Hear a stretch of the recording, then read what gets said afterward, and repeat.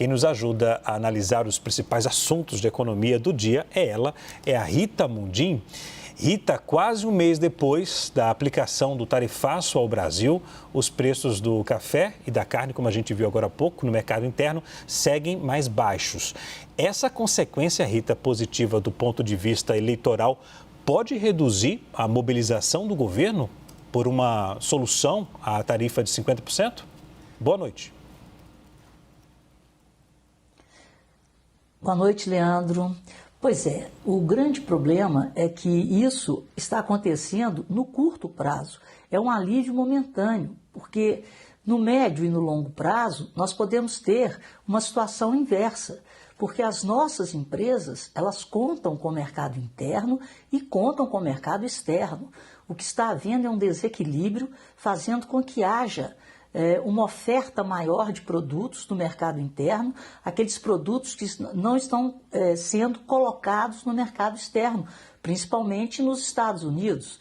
Aí a gente vê o café, as carnes, né, já sofrendo essa queda. Quando saiu o IPCA 15, né, a prévia da inflação agora, de agosto, a gente viu que a maior queda no item, no grupo de alimentos, foi a manga, que caiu praticamente 30%. Aí a gente está lembrando também das frutas que estão sendo prejudicadas.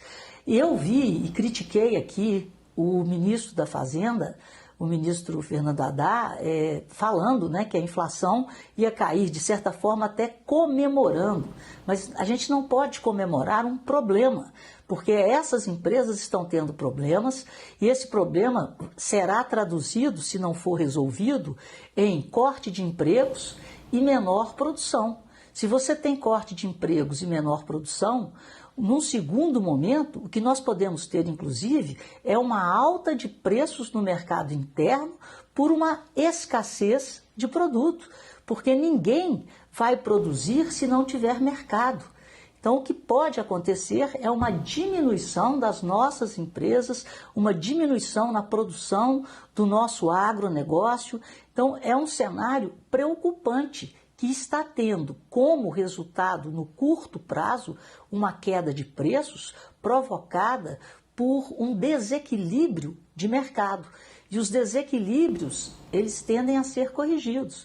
E nesse caso, para a correção do desequilíbrio, que é falta de mercado onde colocar esses produtos, pode ser uma diminuição na produção desses produtos e que vai fazer com que o preço, no segundo momento, suba. Eu escutei de um produtor, Rita, lá em Petrolina, lá em Pernambuco, que disse que, olha, se há o estoque aqui parado, eu vou ter que demitir funcionários, porque não tem condições de manter esse estoque vendendo com um preço mais abaixo. Perigoso, né? Exatamente, é isso, você tem que fazer conta. Se você não consegue produzir e recuperar o seu investimento, o que você vai fazer? Você vai ou diminui a produção ou você demite e até troca de mercado, vai fazer outra coisa. Então é assim que funciona. E o que nós estamos passando nesse momento é um desequilíbrio preocupante de um mercado exportador que garante o saldo na nossa balança comercial. Então isso é muito preocupante no médio e no longo prazo. O problema tem que ser atacado e resolvido na base, que é ou faça um acordo com os Estados Unidos, via diplomática, ou a gente arranja outros mercados. Mas os mercados não são encontrados em um toque de mágica. A gente não consegue simplesmente apertar um botão e falar, olha, o que ia para os Estados Unidos agora vai para a União Europeia, vai para a China, vai para a Índia. Não é assim que funciona. Mercados são conquistados ao longo do tempo e, principalmente, com a anuência do consumidor. O consumidor americano já está acostumado a consumir os nossos produtos, já acredita neles, já confia neles. Então essa relação tem que ser construída com outros mercados de outros países. Agora, Rita, para além da queda nos preços dos alimentos, o tarifaço também gera reflexos negativos para a economia brasileira, em especial na indústria. Em agosto, o setor teve a maior retração em 2 anos. O que fazer, Rita, para evitar um impacto negativo ainda maior? Pois é, né, Leandro? Está faltando diplomacia. E, pelo visto, esse confronto com os Estados Unidos, esse contraponto aos Estados Unidos, será ainda mais intensificado. E aí que a gente fica com uma preocupação cada vez maior, porque o governo ele está firme e está se alinhando, né, a um grupo, a um diálogo com a China, com a Rússia, por exemplo. Só para dar um exemplo, hoje, lá na China, estavam reunidos o Xi Jinping, o Putin, o Erdogan da Turquia, um monte de líderes, porque estavam comemorando, né, a cúpula de cooperação de Xangai. Então você tem países asiáticos, países do Oriente Médio, e o Xi Jinping, no seu discurso, ele se colocou como o líder capaz de trazer a estabilidade econômica do planeta.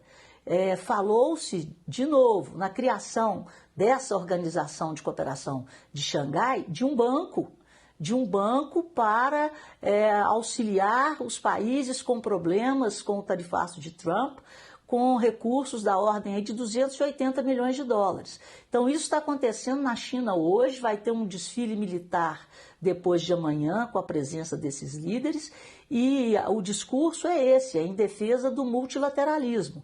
Mas olha só com quem que está lá, né? Repito, está o Putin, o Xi Jinping, estão falando talvez da presença do líder da Coreia do Norte, estão falando também, né, dessa amizade entre China e Rússia. Então é esse discurso de combate ao multilateralismo que está sendo adotado pelo presidente Lula. Então é essa nova formação geopolítica que traz muita preocupação para ver como é que isso vai ficar daqui a um tempo. Agora, Rita, ao mesmo tempo em que sinaliza que os canais de comunicação com o governo norte-americano seguem fechados, o presidente Lula tem se aproximado cada vez mais do BRICS, né? Como mostramos há pouco, o presidente Lula está organizando uma reunião com um grupo para propor a reforma da Organização Mundial do Comércio. Essa é uma boa decisão, Rita? É uma sinalização para o governo norte-americano, como se fosse uma cutucada lá? Ou não? É isso que eu estou falando, parece que está até orquestrado, né? Então, o que nós estamos assistindo e ouvindo hoje na China, através do discurso do Xi Jinping, está sendo reforçado pelo discurso do presidente Lula e por esse encontro que está tentando aí, eles estão tentando dia 8 de setembro, que é ali na esquina, né? E enquanto isso, como a gente viu, a indústria vai sofrendo, né? E nós temos esse reflexo nos índices que estão sendo divulgados, né? Então, as coisas estão complicando. Então, o que até aqui vem sendo tratado como um problema aí global e um problema nacional de soberania e de uma necessidade global de reativar a OMC. E por que a OMC está desativada? Ou seja, aquele órgão de apelação não funciona desde 2019? Por causa dos problemas que foram colocados na mesa lá entre Estados Unidos e China, principalmente. E os Estados Unidos se recusam a nomear um juiz para essa corte de apelação da OMC. Então, estão querendo reformular ou reestruturar ou até criar uma nova Organização Mundial do Comércio em contraponto ao tarifaço de Trump, né? Então, é desse jeito que o mundo está. Então, está uma certa confusão, mas a gente tem que prestar atenção em quem está de um lado e quem está do outro lado. E nesse cenário todo, nós temos a Rússia, né, em guerra com a Ucrânia.